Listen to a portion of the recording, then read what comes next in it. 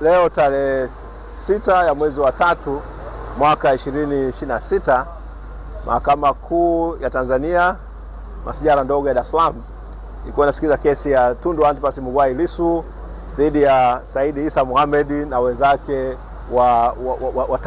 wanne.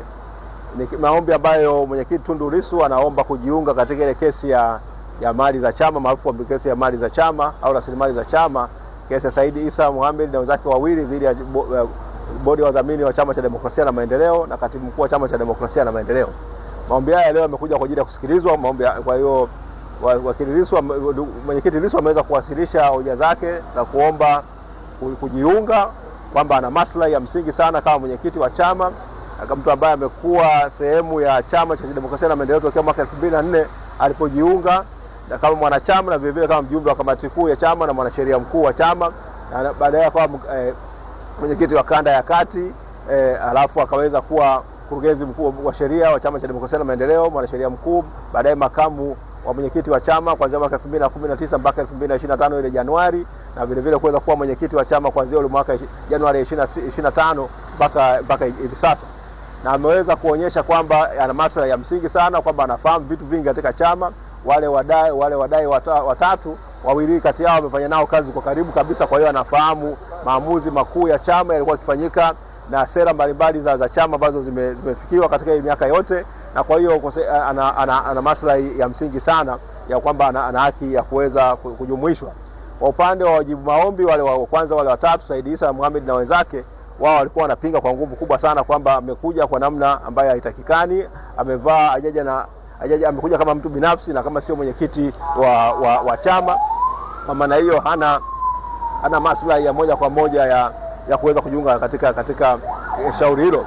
Kwa upande wa katibu mkuu wa Chama cha Demokrasia na Maendeleo na ile bodi ya wadhamini wa Chama cha Demokrasia na Maendeleo, wao wameunga kwa nguvu zote maombi ya mwenyekiti Tundu Antipas Lissu kujiunga katika kesi hiyo, na wanasema kwamba yeye kutokana na taarifa muhimu alizonazo zitasaidia sana.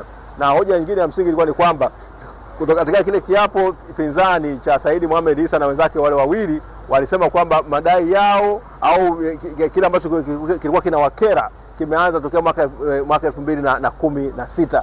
Kwa hiyo inaonyesha kwamba madai yao yamekuja kufailiwa mahakamani yakiwa yamedumu kwa miaka 9.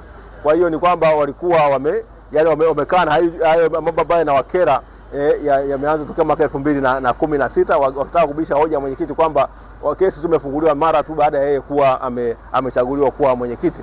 Lakini ndani waandishi wa habari, kitu cha msingi ambacho mnatakiwa kukizingatia na ambacho mnatakiwa kifahamike ni kwamba siku ile ambayo mwenyekiti wa Chama cha Demokrasia na Maendeleo alishikwa kule Mbinga, ndiyo siku ambayo ukiangalia ile hati ya Said Mohamed Issa na wenzake iliposainiwa, kwamba hati yao imesainiwa tarehe 9 ya mwezi wa 4 mwaka 2016. Wakati wanasaini hati zao hapa Dar es Salaam za kufungua madai yao, basi mwenyekiti Tundu Antipas Lissu alikuwa akishikwa kule Mbinga.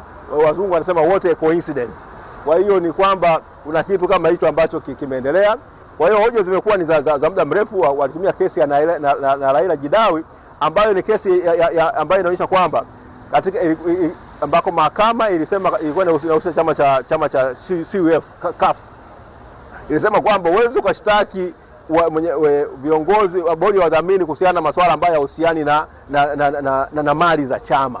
Sasa hii kesi ambayo imeonekana hapa ambacho kimeweza kudhihirika wazi ni kwamba bodi ya wadhamini imeshtakiwa hata kwa mambo ya siasa, na katibu mkuu na bodi ya wadhamini imeshtakiwa katika mambo ya mali ambayo sio mambo yao.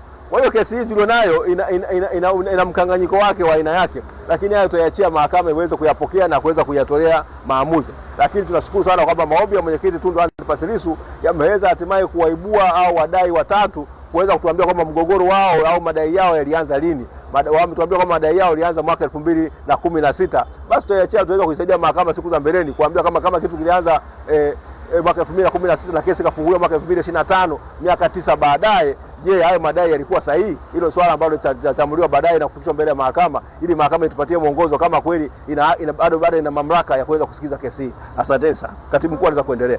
Hadi tarehe 26 mwezi wa 3 mwaka 2026 saa 3 asubuhi hapa katika mahakama hii ya Mahakama Kuu ya Tanzania. Sasa makamu mwenyekiti wa Tanzania Zanzibar, ndugu Mzee Said hapa ataweza kuzungumza. Asante. Mlikuwa mnalenga nini? Kwani kuna ukomo wa muda kukomba madai? Tuna sheria ya ukomo wa kila kitu. Kwa hiyo ni hoja ya msingi sana ambayo imeibuka kutokana na kesi hii ya mwenyekiti. Tunashukuru sana kwamba ameweza kuyaleta maombi haya, yameweza kusaidia kuweza kuwachokonoa na kuweza kutuambia kinachowakera, kilichokuwa kinawafurukuta na kuwasumbua kilianza lini. Wametuambia huo mgogoro ulianza mwaka 2016. Sasa ni swala ni kwamba tunaweza kuialika mahakama kuangalia kama je bado ina mamlaka kusikiliza kesi kama hii. Asante. Muda gani itakuwa ndani ya muda gani? Ndani ya miaka 6. Asante.